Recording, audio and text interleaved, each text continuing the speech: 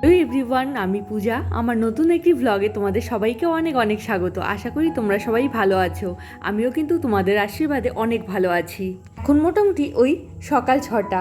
আমরা কিন্তু সপরিবারে বেরিয়ে পড়েছি মায়াপুরের উদ্দেশ্যে। আর সাথে কিন্তু আছে আমার মাসি আর বোন, আর সাথে রয়েছে পিসুরাও। এর মধ্যেই আমরা বর্ধমানে পৌঁছে গেছি। বেরিয়েছিলাম অনেকটা সকাল করে, তাই সেরকম কিছুই খাওয়া হয়নি। তাই এক জায়গায় দাঁড়িয়ে সবাই চা খেয়ে নিল। অনেকটা পথ চলেই এসছি, আর এই যে সামনেই পিসুদের গাড়ি। বৃষ্টির সাথে করেই বাড়ি থেকে বেরিয়েছিলাম, আর এখনো বৃষ্টি কমার নামই নিচ্ছে না। আর মোটামুটি 5 মিনিটের রাস্তা। আর হ্যাঁ, এর মধ্যেই আমরা পৌঁছে গেছি মায়াপুরে। আজ আমার অনেক দিনের ইচ্ছে পূরণ হতে চলেছে। আমি ফার্স্ট টাইম মায়াপুরে। কি যে ভালো লাগছে তোমাদের বলে বোঝাতে পারবো না। গাড়ি পার্কিং লটে রেখেই এগিয়ে চললাম গদা ভবনের দিকে। আর এই যে সামনে আমার ননদিনী। প্রায় 9:30। গাড়ি থেকে নেমেই সোজা গদা ভবনের দিকে। ব্রেকফাস্ট করতে হবে তো নাকি, সবার অনেকটা খিদে পেয়ে গেছিল। আমি আর বুনি চলে গেছিলাম কাউন্টারে দেখতে কি সব রয়েছে খাবার দাবার। পাশেই একটা গান চলছিল, তাই বুনির ভয়েসটা এখানে মিউট করে দিতে হলো। ফার্স্টেই আমরা এখানে অর্ডার করেছিলাম ভেজ চাউমিন। তোমাদের আগেই বললাম আমরা বাড়ি থেকে কিচ্ছু খেয়ে বেরোইনি, শুধু রাস্তায় একবার দাঁড়িয়ে চা খেয়ে নিয়েছিলাম। তো প্রচুর খিদে পেয়ে গেছিলো সবারই, আর এখানে বসে বসে খাবারের ওয়েট করছিল সবাই।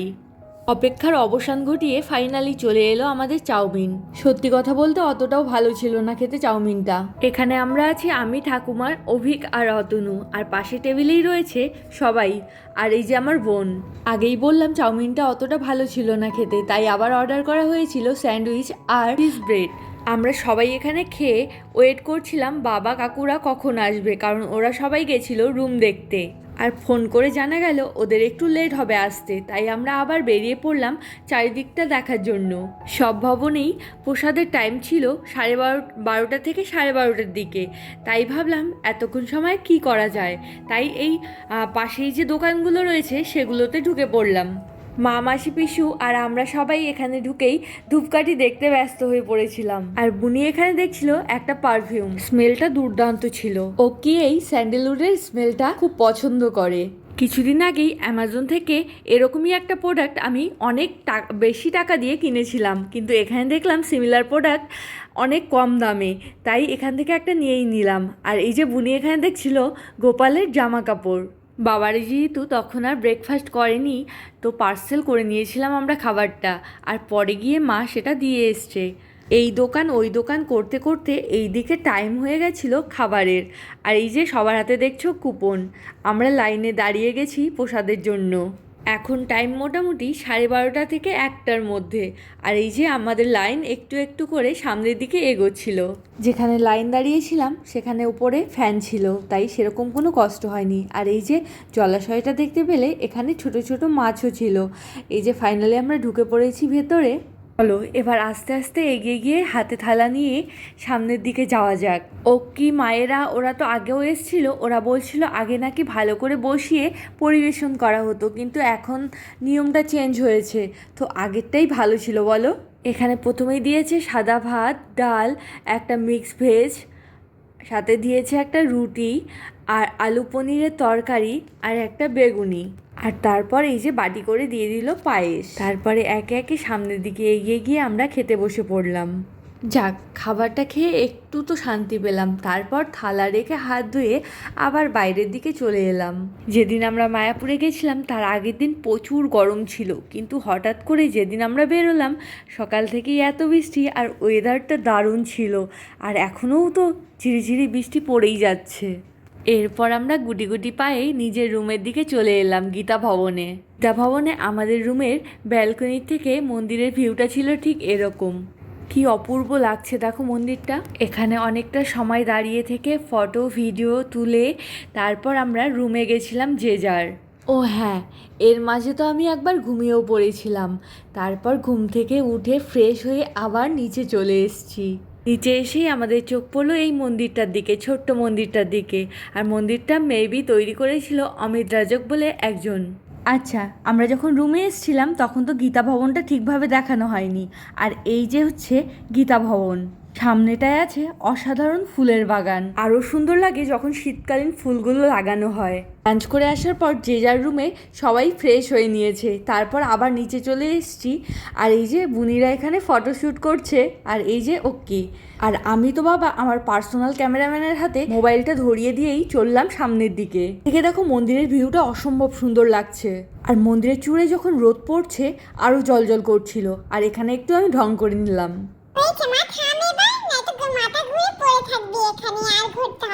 এদের গল্প যেন শেষই হচ্ছে না। আর এই যে দেখো সামনে কাকু ভাইয়েরা আর মায়েরা একটু সামনের দিকে এগিয়ে গেছে। আর কোথায় যাচ্ছি না যাচ্ছি সবটাই সামনে গেলেই বুঝতে পারবে। চলো তাহলে যাওয়া যাক।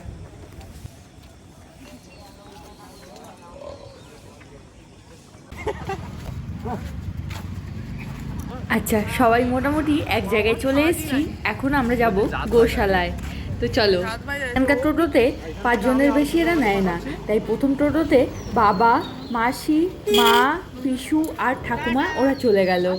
বাকি আমরা যে কয়েকজন আছি আরও 2টো টোটো লাগবে। আর এখানে একটা বড় টোটোর মতো দেখো, এটা হলে কিন্তু আমাদের সবার একসাথে কিন্তু না, এটা পাওয়া যাচ্ছিল না।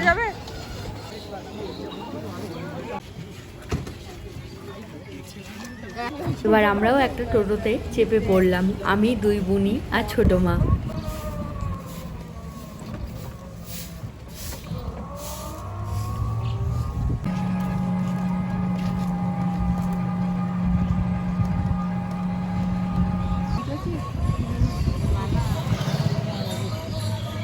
যাওয়ার পথে দেখলাম 2-1টা গরুর গাড়িও চলছে। মোটামুটি মন্দির থেকে এই গোশালার দূরত্ব হবে 5 মিনিটের। ইতিমধ্যেই আমরা পৌঁছে গেছি মায়াপুরে গোশালা দেখতে। আর চলো তাহলে যাওয়া যাক ভেতরে।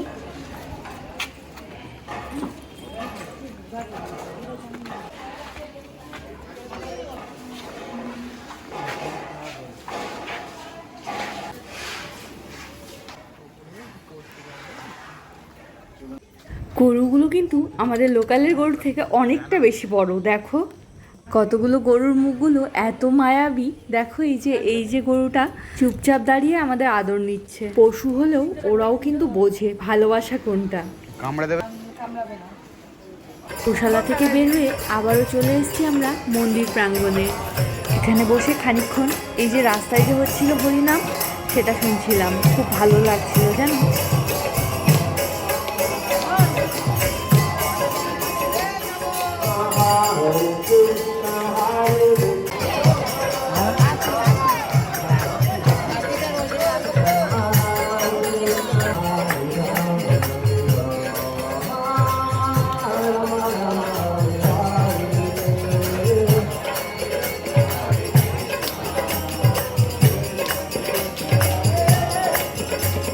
এরপর আমরা চলে এসেছি আগের যে মন্দির প্রাঙ্গণ সেখানে।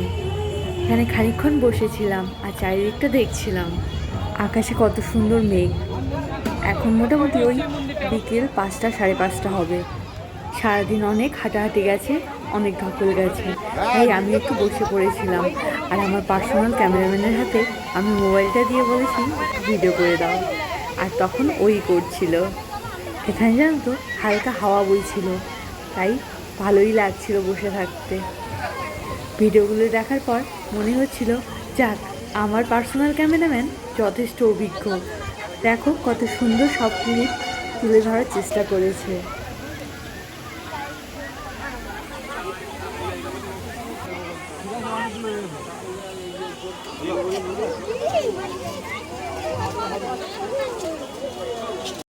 বসে থেকেও যেন আমার গলা শুকিয়ে যাচ্ছে, তাই পিসু আমাকে জল এনে দিল। আর জল খেয়েই তারপরেই চলে এসেছি বাইরের দিকে ফুচকা খাবো বলে। দাদার দোকানের ফুচকা ভালোই ছিল, দই ফুচকাটা খুব সুন্দর ছিল। তবে আমরা ফুচকা খাই আর সব ক্লিপ যদি এই ভিডিওতেই দেখিয়ে দিই, পরের পার্টে কী রাখবো বলো? ভিডিওটা অনেকটা লেন্দি হয়ে যাবে, তাই আর বাড়ালাম না। তো ভিডিওটি এই পর্যন্তই। ভালো লাগলে লাইক আর কমেন্ট করে দিও। সবাই ভালো থেকো, সুস্থ থেকো আর সবাইকে ভালো রেখো। দেখা হবে নেক্সট পার্টে।